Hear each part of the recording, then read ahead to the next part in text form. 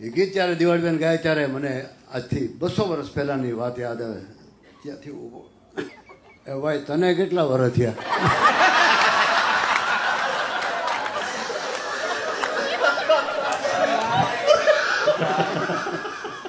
એટલે મેં કીધું ભાઈ મને ત્યારે મને 50 થયા હતા. મેં કીધું 50 થયા. ત્યાં ઓડિયન્સને કે ખોટી નો થાય એટલે આને પોતાને 50 થયા છે અને 200 વર્ષ પહેલાની વાત કરે છે.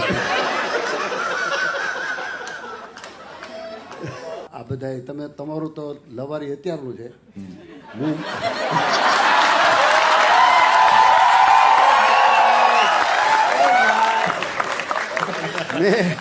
મેં 1974માં લવારી ચાલુ કરી. એટલે હું જે ગાઉં છું લવારી જ છે. કે ઘણ રે બોલે ને એ રણ સાંભળે. પેલા સાંભળી તો જો.